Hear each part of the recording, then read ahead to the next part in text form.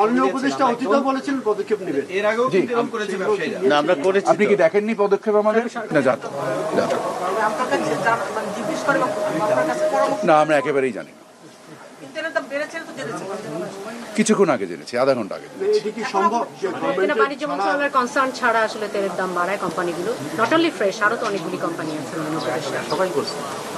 সবাই সামগ্রিকভাবে একত্রিতভাবে করেছে, মানে এই সামগ্রিক একত্রিক কোনো একটা কার্যক্রম অবশ্যই গ্রহণযোগ্য না। আমি তো বললাম আপনাকে যে আমরা আলোচনা করে কর্মপদ্ধতি ঠিক করবো। এটার কোনো আইনগত ভিত্তি নাই, যে কর্মকাণ্ডটা ওনারা করেছেন এর কোনো আইনগত ভিত্তি নাই। ওনারা যদি আপনারা দেখেছেন গতকাল আমরা পারচেস কমিটিতে টিসিবিতে আমরা কত হাজার টন তেল কিনলাম?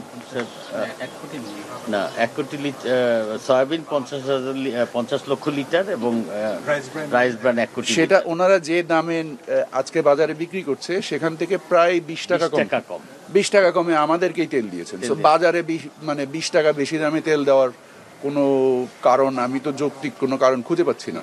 গতকালই তো আমরা কিনেছি ওনাদের কাছ থেকে 50 লক্ষ লিটার তেল কিনেছি, 1-2 লিটার না তো 50 লক্ষ লিটার তেল যদি টেন্ডারে 20 টাকা কমে আমরা কিনতে পারি, তাহলে বাজারে কেন এত বেশি দামে বিক্রি হবে?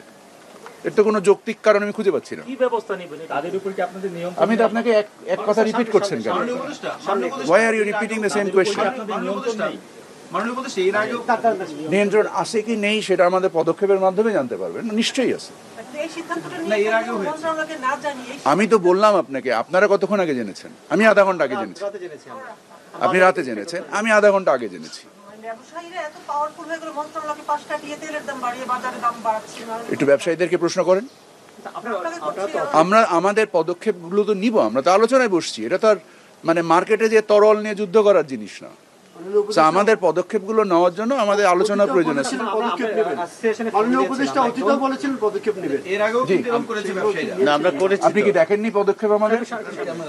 বাজারে যে দাম বাড়িয়েছিল এবং যেটার সাথে আমরা একমত পোষণ করি নেই, দাম তো বাড়েনি। একটা বিষয় যদি হয়, যারা যেহেতু আইন যদি লঙ্ঘন করে থাকে, আপনারা কয়েকদিন স্টেপ নিলেন, দাম কমিয়ে ফেললো, সেটা না, যদি শাস্তিযোগ্য কোনো অপরাধ করে আপনারা সে দৃশ্যমান কিছু ব্যবস্থা নেবেন কিনা, নাকি নিশ্চিতভাবেই, কেন নিব না?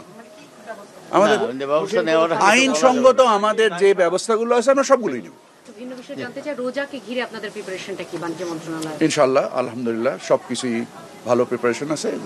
গতবারের ন্যায় আমরাও যেখানে রাজস্বের ব্যাপারেও কর্মকাণ্ড করতে হবে, সরবরাহ ব্যবস্থার ব্যাপারে আমরা দেখেছি আমদানি পর্যায়ে যে ধরনের ঋণপত্র খোলা প্রয়োজন, যা গতবার খোলা হয়েছে তার থেকেও আমরা অধিক দেখতে পাচ্ছি। সরবরাহ ব্যবস্থায় কোনো বিঘ্ন থাকবে না।